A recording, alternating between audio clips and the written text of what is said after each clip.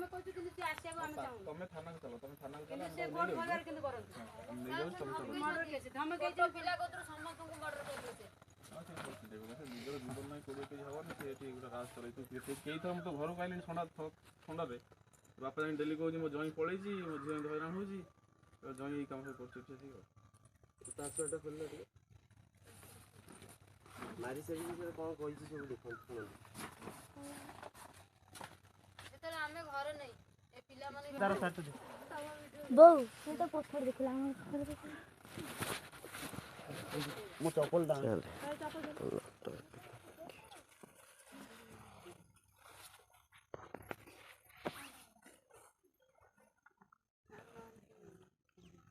ଘର କୋଉଠି ଏଇଠି ତୁ ପାଖ ପଡ଼ୋଶୀ ମୁଁ ଜାଣିପାରୁନି ରେ ସବୁ ସାର୍ ଜାଣିଛି ମୁଁ ସବୁ ଜାଣିଛି ମୁଁ ତାଙ୍କ ସାଙ୍ଗରେ ଗଣ୍ଡଗୋଳ ନାହିଁ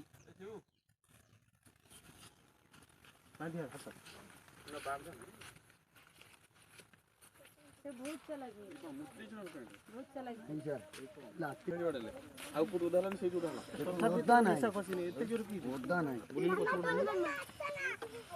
ଗାଡ଼ି ଝାଡ଼ି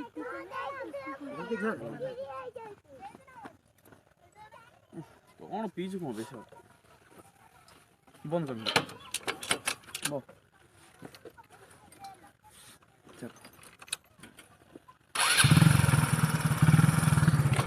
ଆମେ ଚାହୁଁଛୁ ସେ ପାଟିକୁ କଠୋର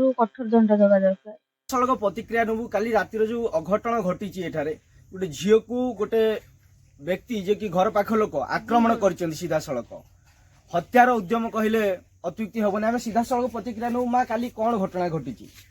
ଆମେ ତ ଘରେ ନଥିଲୁ କାଲି ଆମର ଓଷା ଥିଲେ ଆମେ ଓଷାରେ ଥିଲୁ ସେ ଲୋକ ପାସ୍ କରିକିରି ଆସିଲା ପରେ ଘରକୁ ଆସିଲାକୁ ଝିଅମାନଙ୍କୁ କୁଆଡ଼େ ଭାଷା ଖରାପ କରି କହିକି ତାଙ୍କୁ ବହୁତ ଖରାପରେ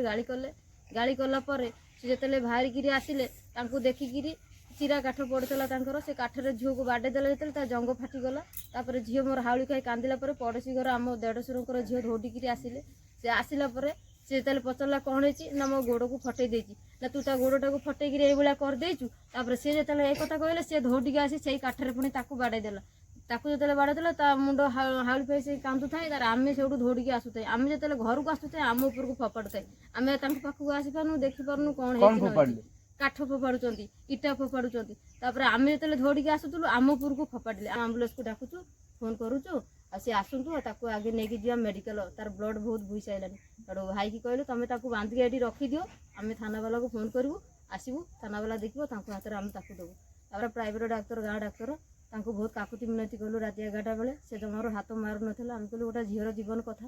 ତାଙ୍କୁ ଆଗେ ଟିକେ ସାର୍ ଯାହା ହେଉଛି ଆଗେ ତାଙ୍କୁ ଟିକେ ଡ୍ରେସିଂ କରିଦିଅନ୍ତୁ ତାଙ୍କର କ'ଣ ହେଇଛି ତାକୁ ଟିକେ ଆଗେ ଦେଖନ୍ତୁ ଏସବୁ କରିବା ପଛରେ ତାଙ୍କର ଉଦ୍ଦେଶ୍ୟ କ'ଣ ଲାଗୁଛି ଆପଣଙ୍କୁ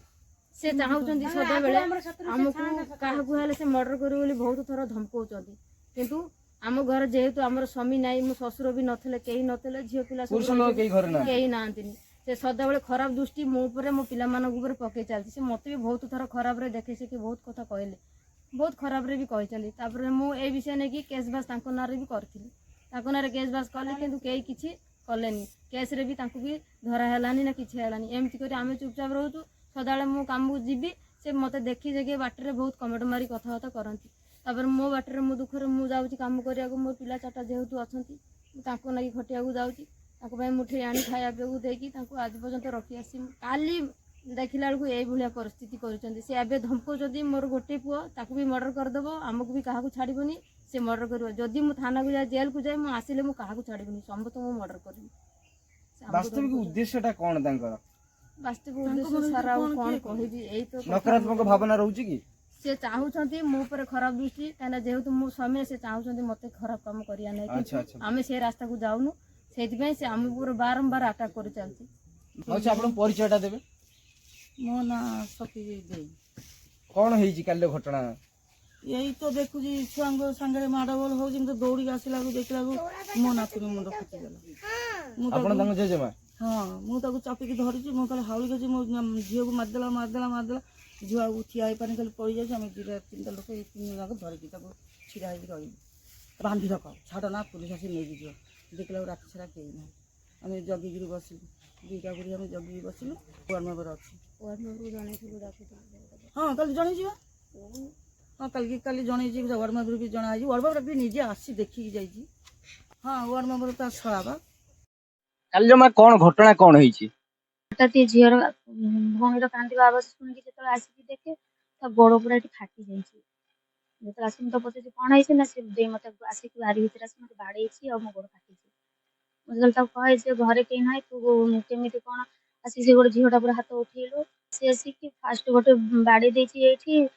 ତାପରେ ସେମାନେ ପୁଣି ଆସିବା ସମୟରେ ଆଉ ଗୋଟେ ଯେତେବେଳେ ବାଡେଇ ଦେଇଛି ପୁରା ଏଠି ପୁରା ଫାଟିଛି। କଣ ଚାହୁଁଛନ୍ତି ୟା ପରେ? ଆମେ ଚାହୁଁଛୁ ସେ ପାପୀକୁ କଠୋରରୁ କଠୋର ଦଣ୍ଡ ଦେବା ଦରକାର।